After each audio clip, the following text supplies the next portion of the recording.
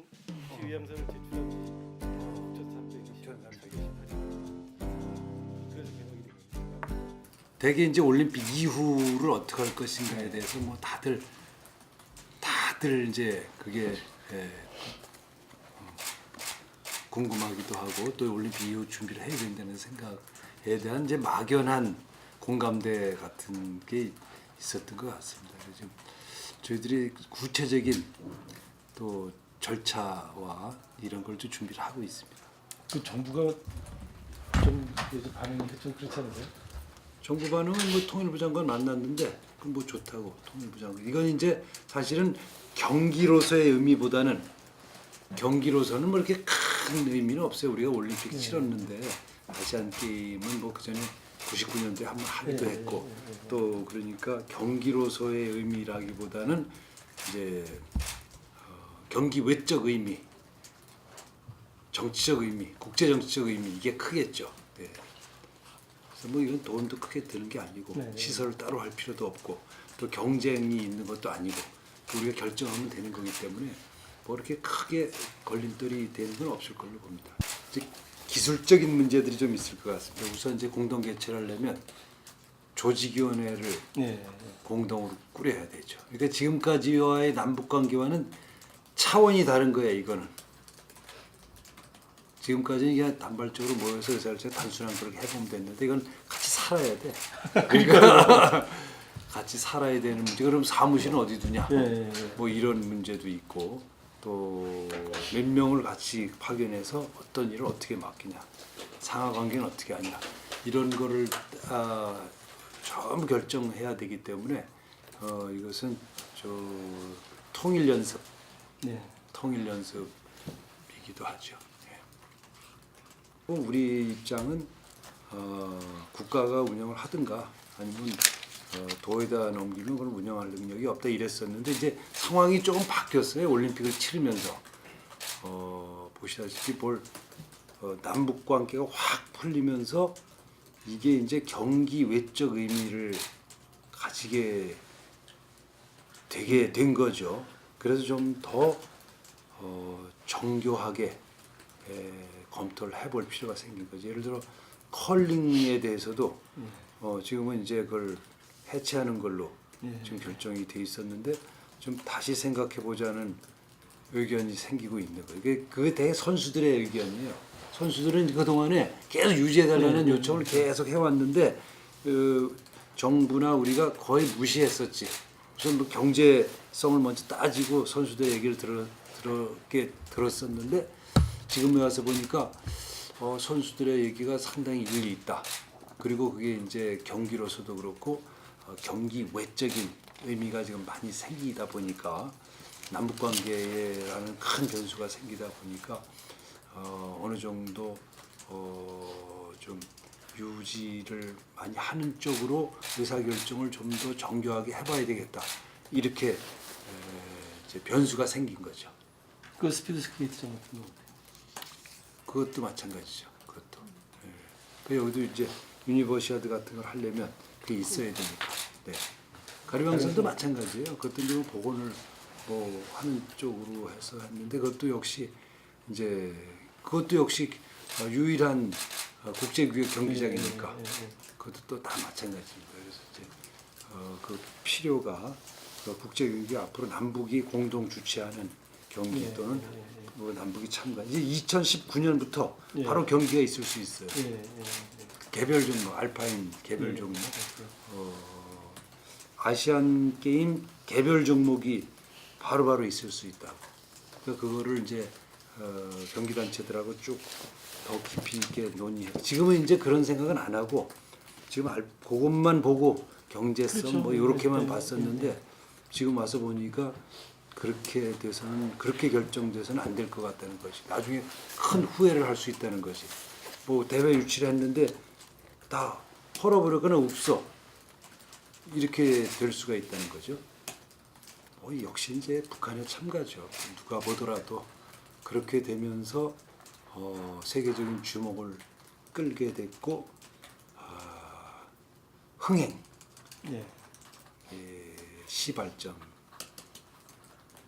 된 거 아닌가 이렇게 사이에 물론 이제 준비가 잘 돼 있으니까 예. 준비가 잘 돼 있었으니까 이렇게 남북 관계 풀면 촉발을 딱 방아쇠를 당기니까 그다음에 이제 불이 붙게 된 거죠.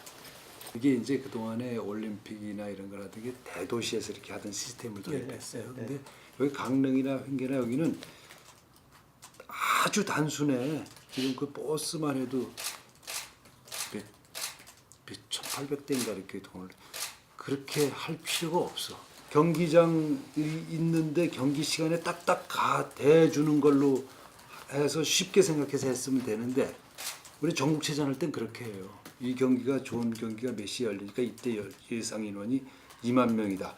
그럼 거기다가 몇 대 되면 된다. 이렇게 생각하면 되는데 시스템을 큰 하계 올림픽 같은 거 하는 시스템을 짠 거예요. 이렇게 강원도 전체를 놓고 또는 대한민국 전체를 놓고 횡성, 고성, 속초, 원주 다 놓고 여기 이렇게 짜니까 이 버스는 10명 태우고 댕기고 예. 또 그렇죠. 새벽부터 댕기고 이렇게 돼버린 거야. 그렇죠. 이게 지역에 있는 사람들하고 좀 더 면밀하게 이 시스템을 검토했으면 좋은데 주로 이제 그 이런 일을 하면 주로 이제 뭐 IOC라든가 뭐 이렇게 큰 세계적인 걸 하는 사람들하고 그래 그 시스템이 뭐 대단히 효율적인 것처럼 그렇게 해서 그 시스템을 도입을 한 거죠. 그 문화 올림픽을 이렇게 준비를 한 올림픽이 없었습니다. 지금까지. 실제로는 그동안에 IOC가 문화 올림픽을 같이 해야 된다라고 주장을 하면서 왜냐하면 시대의 흐름이 이제 뭐 스포츠라는 컨텐츠 하나만 가지고는 소구력이 없게 됐어요. 올림픽도 맞지. 올림픽도 그렇다고. 그러니까 유치하려는 데가 없어진 이유 중에 하나가 이제 첫 번째 비용이 너무 많이 든다. 비용에 비해서 사람들이 그렇게 많이 오지 않는다. 이거거든요. 그러니까 이걸 이제 우리가 맨날 뭐 복합 문화라고 그러는데 그걸 해오지 않다가 이번에 최초로 그 시스템을 우리가 도입을 한 거죠. 그런 점에서 본다면 뭐 저희는 상당히 의미가 있었다고 보고 뭐 성공적이라고 봅니다. 그러니까 사람 숫자가 지금 뭐 발표가 되겠지만 한 문화올림픽에 온 따로 오신 분들만 한 50만 정도, 다음에 올림픽에 온 관중이 한 100만 정도 된다면 뭐 상당한 숫자가 문화올림픽을 즐긴 거죠. 그렇죠. 그 이제 천년향 같은 거를 남겨두고 순회 공연을 해달라는 요청이 많습니다. 또 이건 순회 공연을 하는 시스템을 또 갖춰야 되는데 그 천년향이 좋은 평가를 받았지만 이제 공연에 어려움이 있습니다. 무대를 이제 설치하기 어려운 거지. 그 강당 같은데 무대를 하려면 의자도 다 뜯고 뭐 이제 엄청난 시설을 고쳐야 되니까 그걸 또 다시 원위치를 해줘야 됩니다. 이제 그런 문제가 있어서 이거를 이제 새로운 무대 형식을 개발을 해야죠. 이제 태양의 서커스 같은 게 그렇게 하거든요. 태양의 서커스 같은 게 돌아다니면서 하다 보니까 이제 이렇게 가설 무대를 만드는데 그런 시스템을 좀 우리가 도입해서 그 세계 최고 수준의 공연 기술을 좀 도입해야 되는 문제가 있고 그건 또 이제 비용의 문제가 있고 비용을 투입해서 어느 정도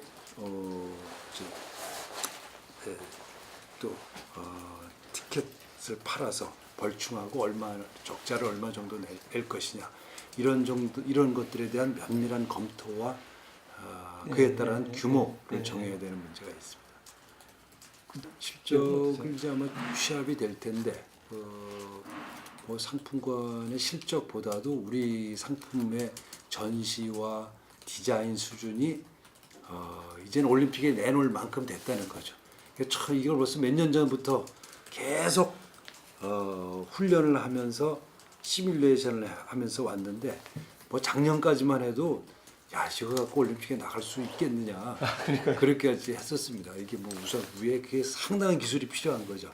이제 가설물 시설을 필요하는 것부터 조명을 치는 것부터 전시하는 디스플레이에서부터 다 이게 이제 또 시스템 이걸 다 과연 이게 내놓을 수 있을 것이냐 하고까지 의심을 했었는데 이번에는 괜찮았네. 뭐 가설 시설임에도 불구하고 백화점 같은 느낌이 들 정도로 괜찮았습니다. 이제 이번 성과는 둘째하고 저걸 가지고 예. 이제 갖고 돌아다니는 거죠.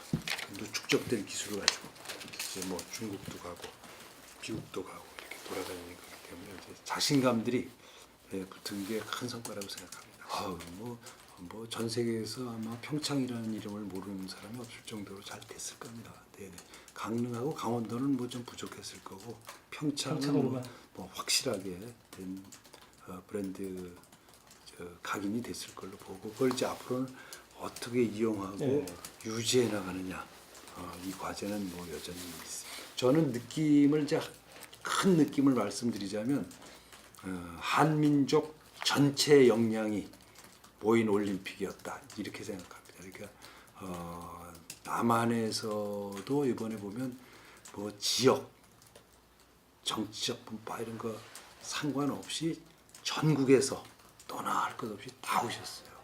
제가 다 인사를 하는데 대구에서 오신 분들, 뭐 부산에서 오신 분들, 저 전남 신안에서 오신 분들 다 또 북한에서도 제가 조금 아까 여자 아이스하키 팀하고 점심을 같이 먹고 왔는데 그 북한 그다음에 해외에서도 엄청 많이 오셨어요.